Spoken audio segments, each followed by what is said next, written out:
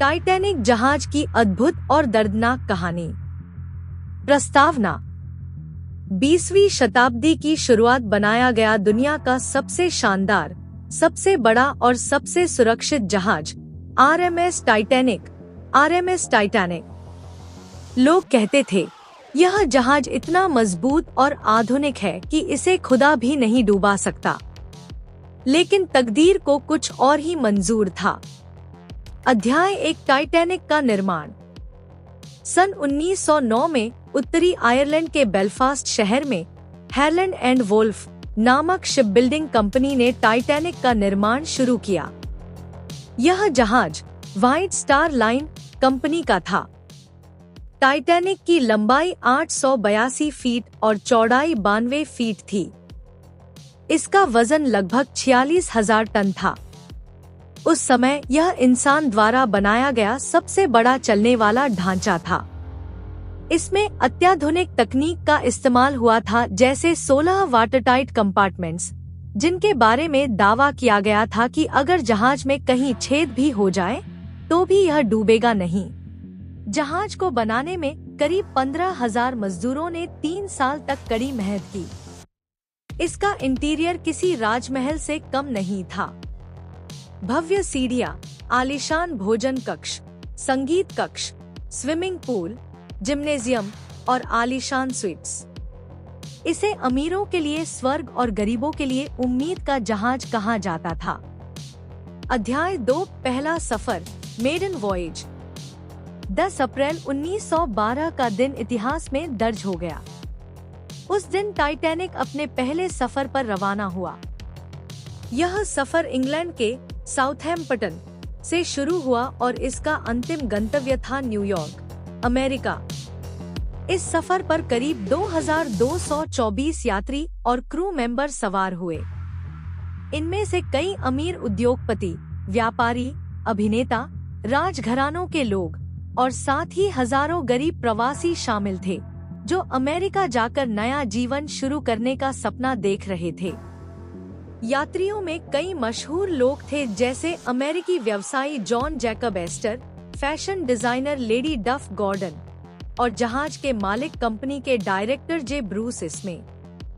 जब Titanic Southampton से रवाना हुआ तो हजारों लोग किनारे पर खड़े होकर इसे देख रहे थे। यह जहाज केवल यात्रा का साधन नहीं था, बल्कि उस युग की शान और इंसानी अहंकार का प्रतीक था। अध्याय 3। समुद्र की ओर। टाइटैनिक धीरे धीरे अटलांटिक महासागर की ओर बढ़ रहा था। जहाज पर हर वर्ग के लोग अपनी अपनी दुनिया में खुश थे। कप्तान एडवर्ड स्मिथ बहुत अनुभवी और सम्मानित नाविक थे।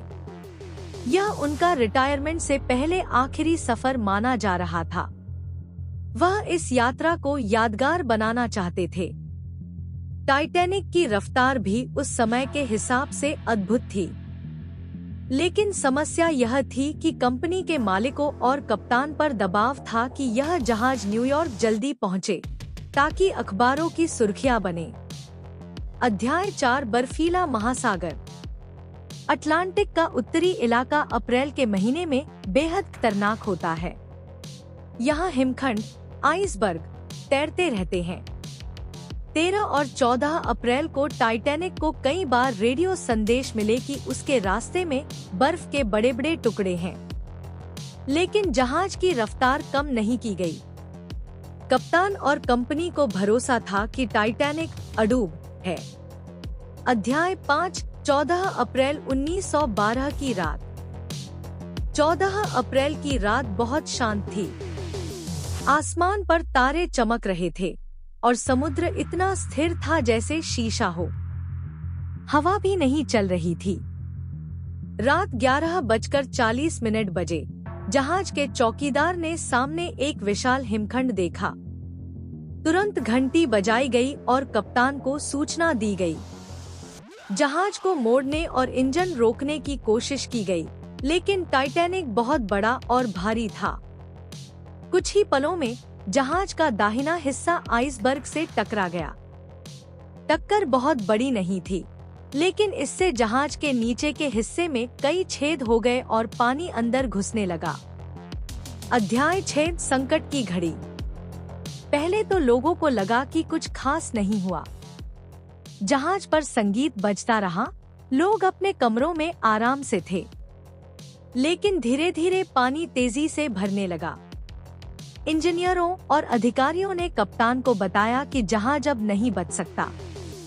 इसके 16 वाटरटाइट कंपार्टमेंट्स में से 6 डूब चुके थे। टाइटैनिक को अधिकतम 4 कंपार्टमेंट्स के डूबने तक सुरक्षित रहने के लिए बनाया गया था। अब साफ था जहाज कुछ ही घंटों में अटलांटिक की गहराई में चला जाएगा। अध्याय 7 लाइफ बोट की त्रासदी। टाइटैनिक पर केवल 20 लाइफ बोट्स थीं, जिनमें लगभग 1178 लोगों की जगह थी। लेकिन जहाज पर 2200 से ज्यादा लोग थे। इसका कारण था कि जहाज के मालिकों को लगता था इतनी बोट्स बेमतलब हैं और जहाज का डेक खराब दिखेगा। जब बोट्स उतारी जाने लगी तो उनमें अफरा तफरी मच गई। नियम था, पहले औरतें और बच्चे। कई नाव आधी खाली छोड़ दी गईं, क्योंकि लोग घबराए हुए थे और ठीक से चल नहीं पाए।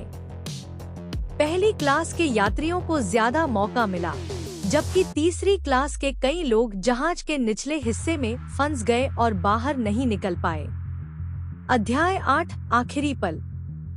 कप्तान एडवर्ड स्मिथ अपने जहाज के साथ डूबने का फैसला कर चुके थे। जहाज का बैंड आखिरी पल तक संगीत बजाता रहा ताकि लोगों में हौसला बना रहे।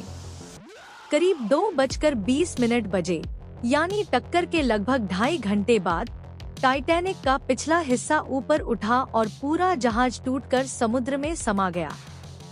सैकड़ों लोग बर्फीले पानी में गिर पड़े।